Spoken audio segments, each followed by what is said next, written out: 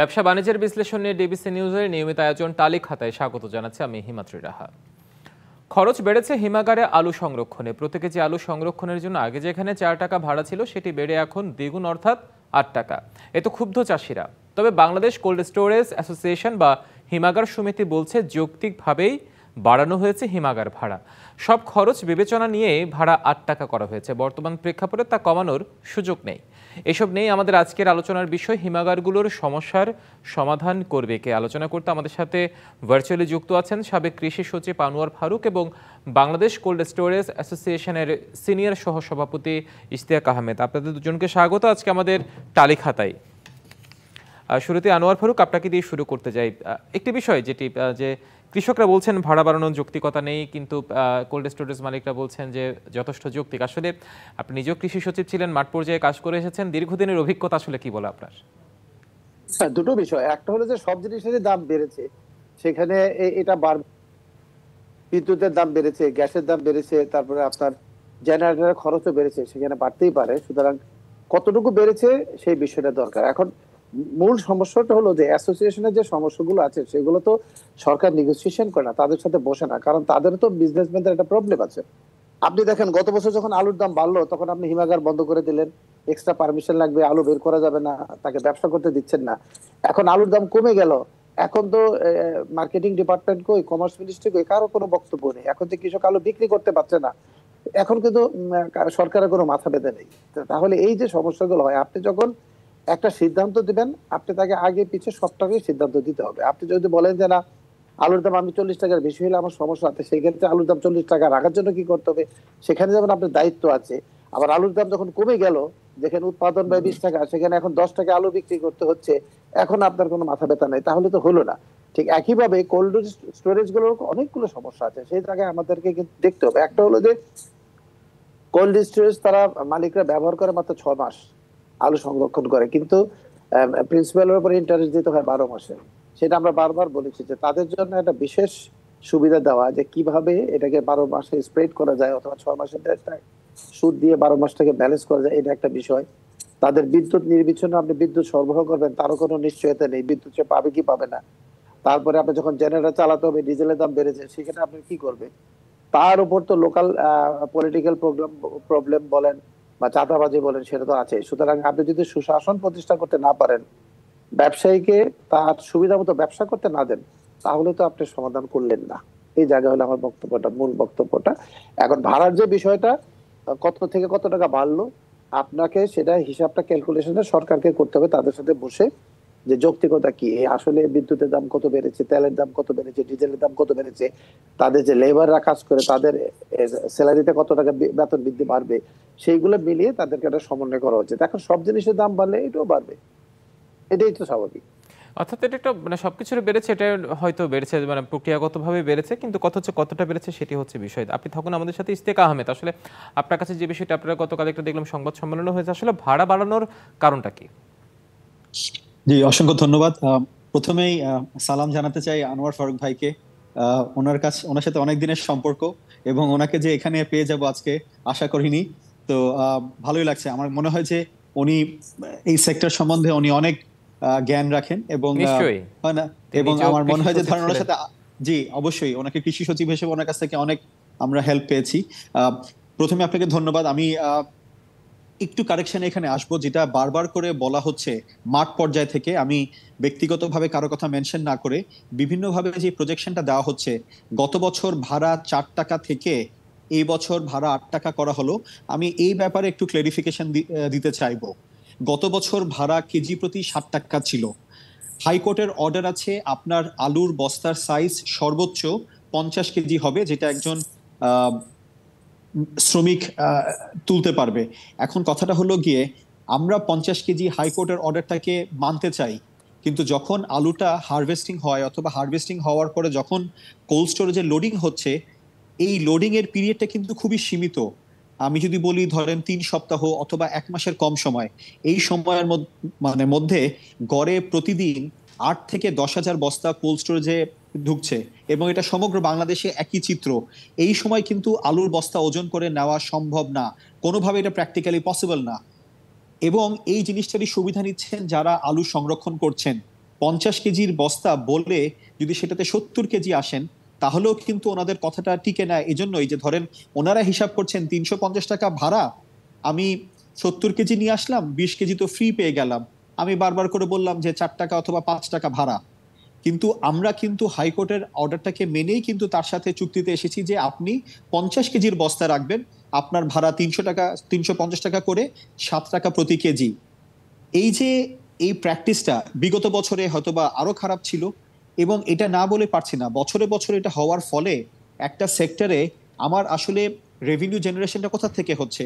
আলু যেটা ফলন হচ্ছে অথবা যেটা সংরক্ষণ করা হচ্ছে কোল্ড স্টোরেজে, আমি সেখান থেকেই কিন্তু আমার রেভিনিউটা নিয়ে আসছি। আমি আমার ক্যাপাসিটির যে বেস্ট ইউটিলাইজেশন যদি বলি, এটা কিন্তু আমি প্রতি বছরই বছরই আমি এখান থেকে হয়তোবা বঞ্চিত হচ্ছি। কারণ কি, আমার জন্য বরাদ্দ আছে যে আমি 50 কেজির বস্তা নিতে পারবো 100টা, সেখানে আনা হচ্ছে 70 কেজির বস্তা, এবং দেখা যাচ্ছে যে ইন দ্য প্রসেস আমি 20 থেকে 25% আমার ক্যাপাসিটি লুজ করছি। তো এই যে একটা ম্যাল প্র্যাকটিস, এটা কিন্তু একটা সেক্টরকে বসায় ফেলছে। আপনি চিন্তা করছেন যে আপনি আলুর দ্বারা আপনার খাদ্যের নিশ্চয়তা, অথবা যদি বলি ধরেন বেসিক ফুড হিসেবে ভাতের পরে আলু আসছে, তো এটাকে আপনি কিভাবে করে এনশিওর করবেন থ্রু আউট দ্য ইয়ার যদি কোল্ড স্টোরেজ সাপোর্ট না থাকে? এবং গতকালকে আমরা প্রেস কনফারেন্সে যে কথাটা বলেছি যে একটা সেক্টর আস্তে আস্তে করে রুগ্ন হয়ে যাচ্ছে, আমরা যে ক্যাপাসিটি লুজ করছি সেখান থেকে যে রেভিনিউটা আমরা দিতে মানে গেইন করতে পারছি না, সেখান থেকে কিন্তু আমরা আমাদের ব্যাংক যে ফাইন্যান্স যেটা রিপেমেন্ট করতে হবে সেখানেও কিন্তু পিছায় পড়ছি। এবং গত বছর থেকে এই বছরে এখন পর্যন্ত রেট অফ ইন্টারেস্ট এটা বাড়ানো হয়েছে, এটা কিন্তু অনেকটা এরকম যে মরার উপরে খাড়ার ঘা। আমরা আগেই যেখানে স্ট্রাগল করছিলাম সেখানে আবার নতুন করে আমাদের উপর একটা প্রেশার এসছে। ইলেকট্রিসিটির রেট বেড়েছে, যারা ক্যারিং করে থাকে, ক্যারিং লেবার, তাদের লোডিং আনলোডিং এই খরচটাও বেড়ে গেছে। সো আমি একটা একটা করে প্রত্যেকটা পয়েন্টে বলতে পারি যেখানে আমাদের কস্টিং বেড়ে গেছে, কিন্তু আমরা কিন্তু সেইভাবে করে সেটাকে কম্পেনসেট করতে পারছি না। আমরা গত বছরই সিজন শেষ হওয়ার আগে 2025 সালকে নিয়ে যখন ক্যালকুলেশন করছিলাম, আমাদের কস্টিং এসেছে যেখানে 9 টাকার উপরে, সেখানেও চিন্তা করতে হয়েছে যে না, এরকম কোনো ভাড়া নির্ধারণ আমরা করতে পারি না যেখানে হয়তোবা কৃষকের জন্য বোঝা হয়ে যাবে। এই কথা চিন্তা করে 8 টাকা করা হয়েছে। কিন্তু এটা খুবই দুঃখজনক যে এই বছর প্রথম থেকে যেটা দেখতে পাচ্ছি সেটা হলো কি অনেকটা এরকম যে গত বছর ছিল 4 টাকা ভাড়া, এই বছর সেটা 100% ইনক্রিজ করে 8 টাকা হয়ে গেছে।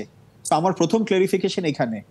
আর দেখুন, আমি এটা না বলে পারছি না, আমি আনোয়ার ভাইয়ের সাথে রিলেট করে কথাটা বলবো।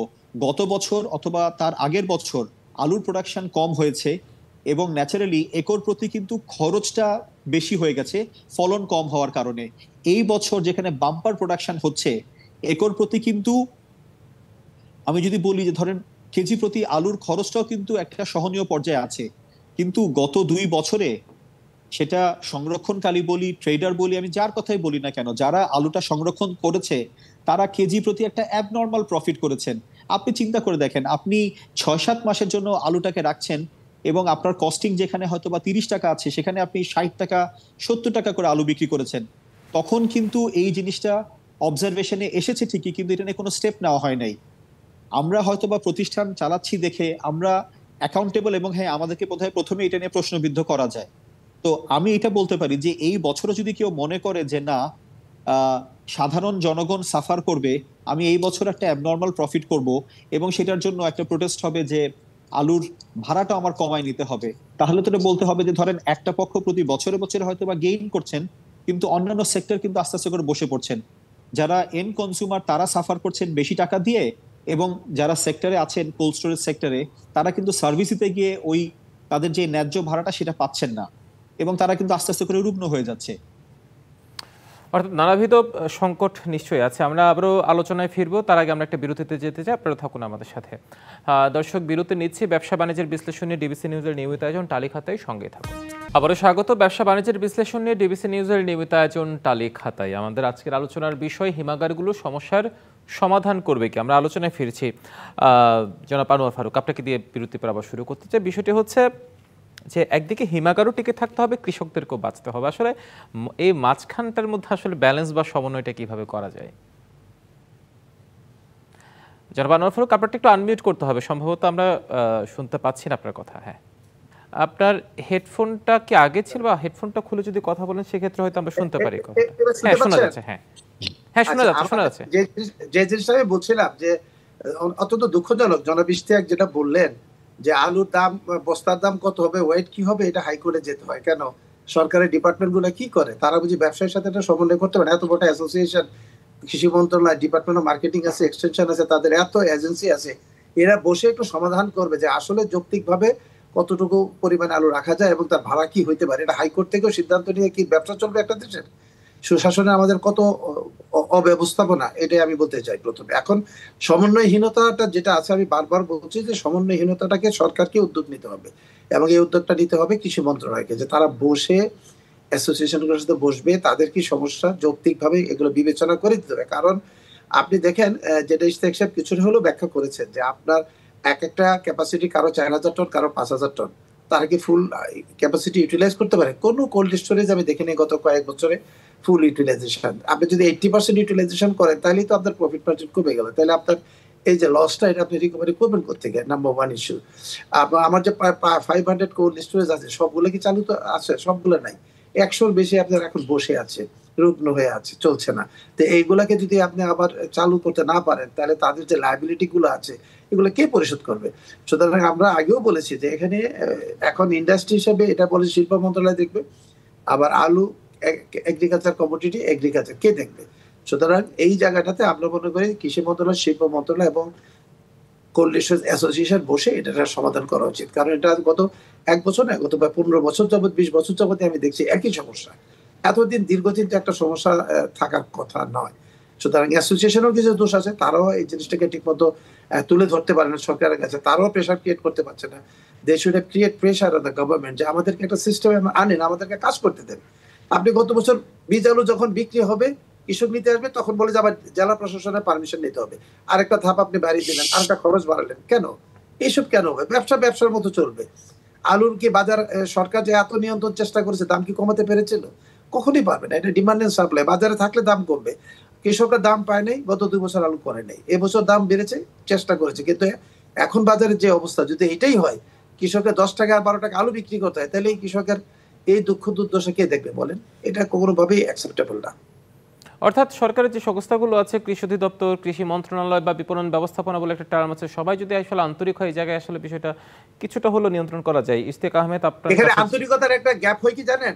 আন্তরিকতা মনে যে সরকার মনে করে যে প্রাইভেট সেক্টর খুব ব্যবসা করে, তারা তো অনেক টাকা, তারা শুধু ব্যবসাই করে। এই সব জায়গায় ব্যবসা নয়, ব্যবসাটাতে করার জন্যই তারা করে, কিন্তু ব্যবসাটা করে তারা তো ব্যাংক থেকে বড় করেছে, তার একটা ইন্টারেস্ট আছে, তার নিজের এফোর্ট আছে, সে তো চাকরি করে না, এটা দিয়ে সে তাকে চলতে হবে। সুতরাং তাকে তো সেই নিশ্চয়ই, সুযোগটা দিতে হবে।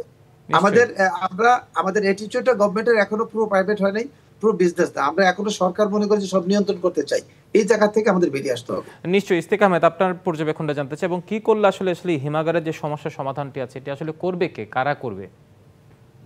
আম, আবারও বলছি, আনোয়ার ভাইকে অসংখ্য ধন্যবাদ। আমার মনে হয় আনোয়ার ভাই জিনিসটা খুব সুন্দর করে এক্সপ্লেন করলেন, সেক্টরের যে অসুবিধাটা, এবং আমরা কিন্তু দিনের শেষে এটাই সহযোগিতা চাইবো। আমি এখানে একসেপ্ট করে নিচ্ছি যে হ্যাঁ, হয়তোবা বাংলাদেশ কোল্ড স্টোরেজ অ্যাসোসিয়েশন জিনিসটাকে প্রপারলি প্লেস করতে পারে নাই, সেজন্যই আমরা হয়তোবা গভর্নমেন্টের সাথে ওই জিনিসটাকেই নেগোশিয়েট করে ওই পর্যায়ে নিতে পারিনি যে আমরা কি সার্ভিস সেক্টর হিসেবে বিবেচিত হব নাকি এগ্রিকালচার সেক্টর হিসেবে বিবেচিত হব। যদি এগ্রি সেক্টরের মধ্যে পড়ি, তাহলে কিন্তু আমরা বেনিফিটের জায়গায় গতকালকে যে কথাগুলো আমরা বললাম, এগ্রিকালচারের জন্য যেখানে ব্যাংকের ঋণের সুদের হার সিঙ্গেল ডিজিটে আছে, সেখানে কিন্তু আমাদেরকে যে কোনো রেগুলার সেক্টরের মতন ডাবল ডিজিটে এখন ইন্টারেস্ট বেয়ার করতে হচ্ছে। 7% পর্যন্ত এগ্রিকালচার লোনের ফেসিলিটি আছে, কিন্তু আমরা সেই জিনিসটা কখনোই অ্যাভেল করতে পারিনি। আমাদেরকে প্রতি কোয়ার্টারে কোয়ার্টারে ইনস্টলমেন্ট দিতে হচ্ছে, প্রিন্সিপাল এবং ইন্টারেস্ট সহ। কিন্তু যদি সেক্টরটা সম্বন্ধে গভর্নমেন্ট কখনো এই জিনিসটা চিন্তা করতো, আমি যদি বলি যে ধরেন ফাইন্যান্স মিনিস্ট্রি যদি এই জিনিসটাকে রিয়েলাইজ করতো যে কোল্ড স্টোরেজ সেক্টরে রেভিনিউ জেনারেশন হয় মূলত জুলাই অথবা অগাস্ট মাস থেকে শুরু করে নভেম্বর ডিসেম্বর মাস পর্যন্ত, তো প্রথম 2টা কোয়ার্টারে কিভাবে করে একটা কোল্ড স্টোরেজ রেভিনিউ যদি জেনারেশন না করতে পারে, কিভাবে করে ইনস্টলমেন্ট পে করবে? অথবা আমি যদি বলি যে ধরেন এটা বিএডিসির কোল্ড স্টোরেজের বেলায় এটা উল্লেখ করা হয় যে তারা ইলেকট্রিসিটিতে একটা ভর্তুকি পাবে, যে জিনিসটা বলা হচ্ছে যে তারা পিওরলি সিড রাখছে, কিন্তু এটা আপনারা নিজেরাই পর্যালোচনা করে দেখতে পারেন যে সবচেয়ে বেশি সিড স্টোরিং করছে কিন্তু যারা প্রাইভেট সেক্টরে কোল্ড স্টোরেজ গুলো আছে, কিন্তু আমরা কিন্তু কখনো সেই বেনিফিটটা পাচ্ছি না। ইলেকট্রিসিটি কিন্তু আমাদেরকে যদি বলি রেগুলার যে রেটটা আছে পিক এবং অফ পিক আওয়ারে, আমরা কিন্তু সেটাই বেয়ার করে যাচ্ছি। তো আমাদের যে কস্টিংটা সেটা কিন্তু কখনোই আমরা ওই জায়গায় নিতে পারছি না যেখানে হয়তোবা একটা বেনিফিট অর্থাৎ পাস এই অন করব। জায়গাগুলো যদি এবারে ফ্লেক্সিবল না হয়, মানে ব্যবসা বান্ধব না হয়, বা সর্বোপরি আসলে এই বিষয়গুলো আন্তরিকতার যদি অভাব থাকে, সেক্ষেত্রে আসলে কোনো পদক্ষেপে নিশ্চয়ই কাজ করবেন। ইশতেক আহমেদ এবং আনোয়ার ফারুক, আপনার দুজনকে অসংখ্য ধন্যবাদ আপনার যে মূল্যবান পর্যবেক্ষণ তালিকাতে এসে তুলে ধরার জন্য। দর্শক, ব্যবসা বাণিজ্যের বিশ্লেষণে ডিবিসি নিউজের নিয়মিত আয়োজন তালিকাতে আজ এ পর্যন্তই। সঙ্গে থাকুন।